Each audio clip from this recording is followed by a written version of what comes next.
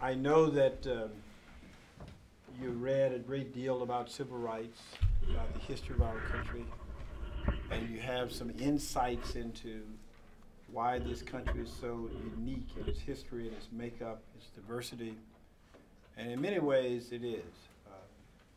I have somewhat of a unique perspective, and that unique perspective comes as a result of a great deal of diversity and challenges that I've experienced in my life. I am not originally from this area. I'm originally from Louisiana, and my involvement in politics really came about through somewhat unusual circumstances and conditions. So that you can appreciate that a little bit, let me just sort of explain for you the challenges and difficulties that I grew up in, how that relates to civil rights, how that relates to Dr. King, and where we are going as a nation, as a people from here. I'm originally from Louisiana, and I grew up in the heydays of segregation and Jim Crow. And so the good part of my early formative years were in a segregated system. Segregation, Jim Crow was part of my formative years.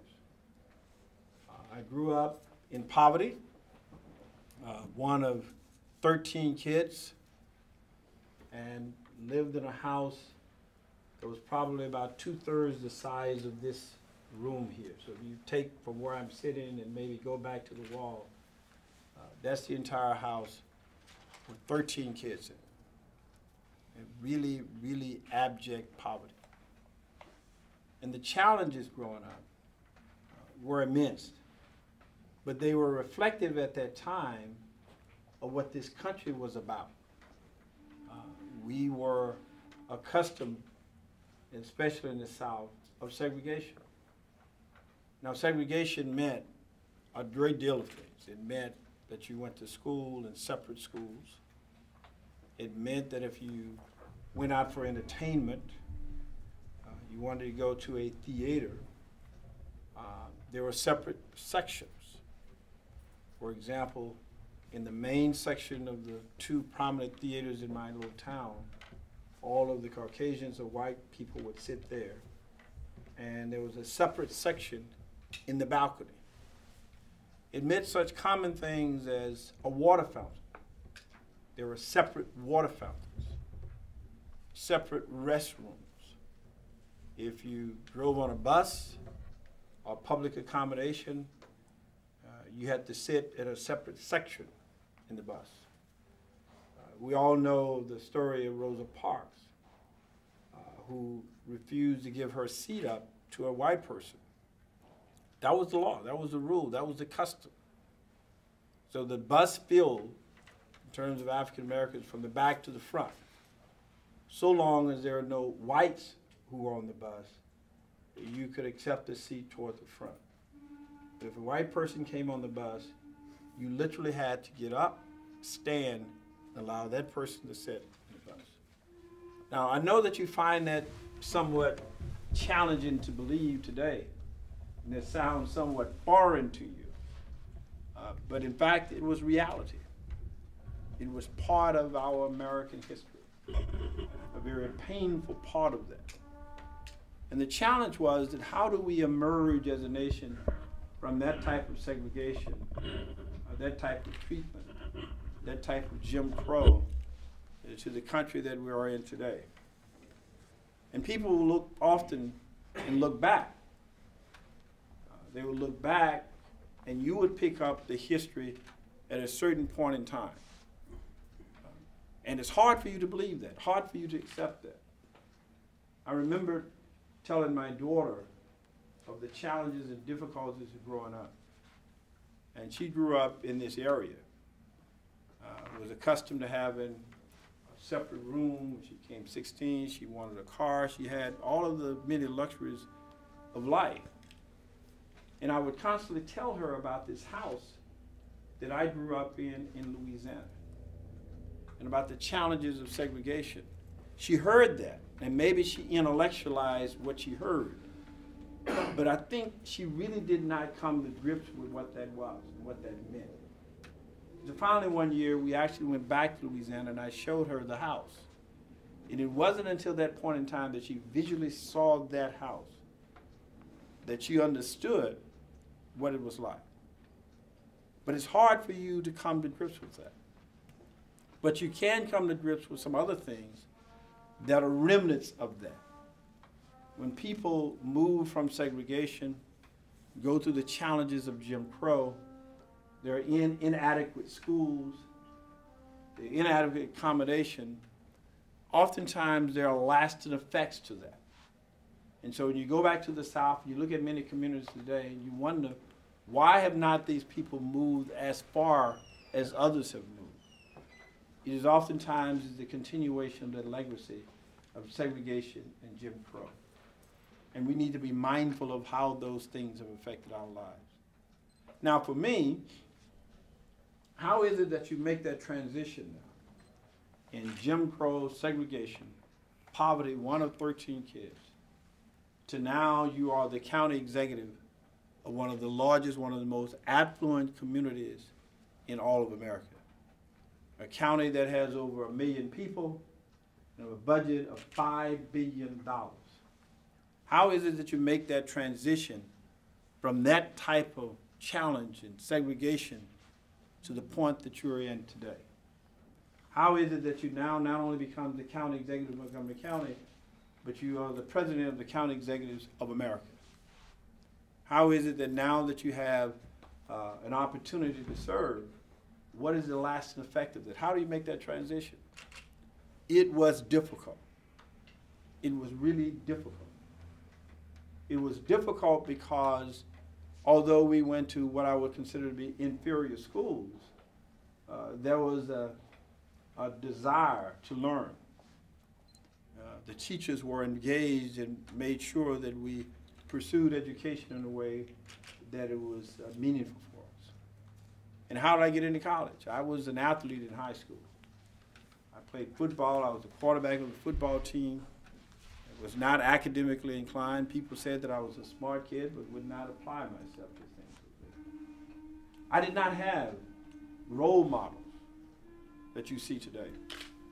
I never saw in my life, as up to the time I was in college, which was at that point 18, an African-American doctor, a lawyer, a police officer. I didn't even see an African-American mailman. There were none. No people that you could look at that you consider in a professional role. I never saw all the way up through the time that I was 18 in college. There was no role model. The only African-American that you could see in a professional position was a minister and a teacher. Outside of those two role models, I never had the experience as a young person, ever, seeing any of those people in any of those professions at all. Now, I was in college when I had my opportunity to see the first African-American physician. Now think about that. We're all the way through school before we ever even had an opportunity to see. But I had an opportunity when I finally got in college, and I got in a very unusual way. Very poor, no money, no opportunity really to go to college. Sort of begged my way into college. Was able to get on a work-study program. And the summer that I was working, I made up my mind that as I was cutting grass around the university campus and picking up trash, that I did not want to do that anymore. I don't know how it came to me, but I said to myself, the only grass that I would cut in my life from this time forth would be on grass or property that I would actually own. And with that statement in mind, I made a 180-degree change. I became academically inclined. I was actively engaged in many things around the campus. ultimately decided to run for student government president. I won, had a chance to go to Asheville, North Carolina, where I actually met Dr. King. And I was sitting in an audience of about 500 or 600 people. And there were a couple of things that struck me right away when I thought. When he walked out on the stage, there was this very short guy. You know, we had this image of Dr. King as being this big sounding voice and a stature that you would assume that he was a huge man. He was a relatively short man.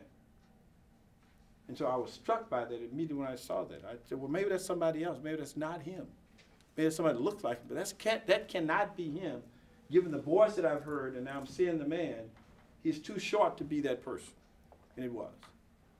The second thing I remembered was that as he spoke, as eloquent as he was, of 500 people in the room, I actually thought that he was talking to me. I thought I was the only person there that he was talking directly to me. And he talked about the struggle of people. He talked about the desire to obtain education. He talked about nonviolence.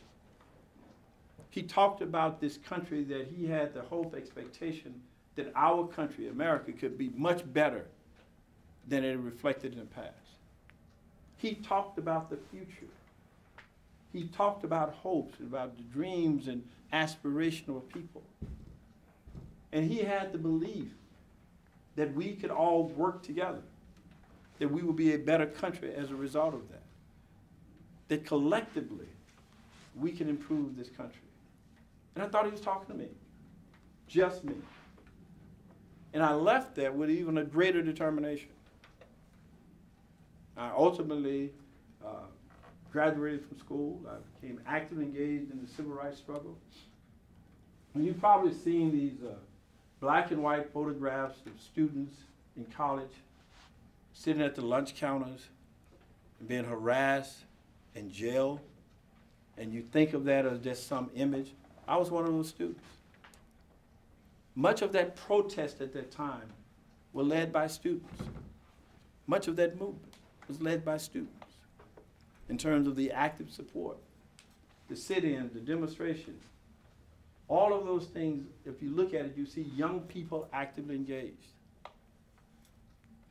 There's a photograph at the Pettus Bridge of Congressman Lewis, John L. Lewis, who was beaten. He was a young student. He's now a U.S. congressperson. He was one of the students. Now, I give all of that as a background to say to you that understanding what he said provided me with an opportunity that I just literally grasped. I wanted to learn, I wanted to read, I wanted to understand more. So I went on to graduate as an honor student, president of the student body, brigade commander and deputy brigade commander of the ROTC brigade. I went into the military. I was a captain in the Army. From there, I went back to school, got a graduate degree from Howard University, a law degree from Howard University. And I finished first in my law school class with like the third highest average in the history of the law school. And from there, for a graduate degree in law, I taught law for many years. I was a White House fellow, president of the Maryland Democratic Party, a council member, served on many boards and commissions here in the state. And in 2006, I was elected as county executive. That's the transition from a 3-room shack in segregated Louisiana to where I am today. That's the power and the dreams and the hopes that Dr. King would have for all of us. That's what he believed. I look at my life as a reflection of the kinds of things that he dreamed and thought possible for every person in this country, regardless of your race, regardless of your stature, that you had that opportunity. That's what civil rights is about. It is about providing the access and the opportunity for all of us to be treated equally. And even if you were not treated equally, you still had at least enough hope, expectation that at some point in time, through your hard work, through your commitment, your perseverance, that you could make it. And so when we see today, where we stand today, I see both promise and challenge. Promise in the fact that you're in a school with a great opportunity to learn and to build on the civil rights struggles of others. Promise in the fact that you are in an environment where there are caring teachers, administrators, where you have the opportunity to succeed. But also there are challenges all around you. Because as we've opened up opportunities, opportunities have been both good and challenging. There are two different roads that you could go out here in life. You can follow the path that many in the civil rights struggle have fought to make sure that you would have for success. Or you could take that same energy, the same effort, and go in a different direction. And what I mean by that? What I mean by that is that as I've looked at life and the challenges to civil rights, there are a couple of things that come to mind to me in terms of success. One thing that comes to mind to me in terms of success and what the civil rights movement has done is to give you a better opportunity to learn, to be better educated, as a tool, as a spear to the challenges that you would face, as a guard for anything that you may have. So the first thing in terms of success for me is education, knowledge. You never, ever stop learning. The second thing is the value of hard work, the challenges that you face. That you have the ability to work hard. And if you are working hard, and if you are in some way engaged in hard, productive work, and you are smart about it and well educated, you have a real challenge of success. And the third thing that emerged from civil rights and part of what Dr. King taught us was a moral and ethical foundation. Because keep in mind, Dr. King, there's something that comes before Dr. King, and what is that? What is that comes as another title to his name? It's Dr. King, but there's something else that comes with Dr. King. It is Reverend. He was a minister. And so he instilled the moral and ethical characters for us. So take those three things. The value of knowledge and education, hard work, and to provide your life and live your life in such a way that it is moral and ethical. Those are the things which he was fighting for. Remember I said just a moment ago, there are two different directions you go. One is take that knowledge, hard work, and to be productive, and end up in our society today and to be a success. But there are also opportunities now for failure. Hey, there are some very smart people who are doing the wrong things. The people who are selling drugs, oftentimes, and most times, are very smart. These are not dumb people. They understand supply and demand. They understand the economy. They understand how to make a profit for what they're doing. They are very smart. They work hard at what they're doing. So you see, you have two things here, education, hard work is just as meaningful for the person who goes in the wrong direction. But the third thing that separates you, and something that I'm sure that you have been instilled with this, are the moral and ethical values. Because they are very smart, hard-working people today who are in jail. And that's their lesson from civil rights. Let me repeat that. They're very smart, hard-working people today who are in jail. Because they failed the third test, is to have that moral and ethical standard for which to live by.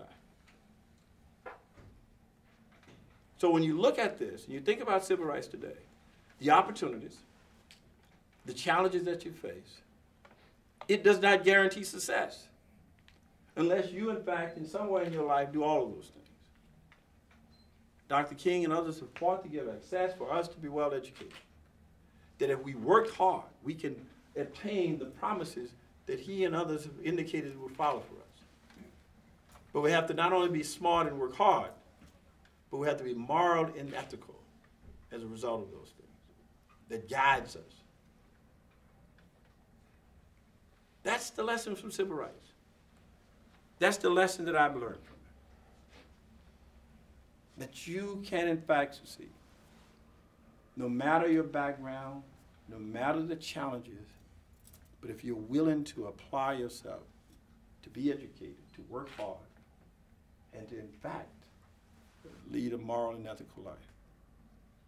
If we don't obtain those things from the struggle, then the work of Dr. King and all of those who followed, we would never realize the full promise of civil rights. It is just not about today opening the doors or having the opportunity to buy a house rather than to work at the house. It's not just about those things.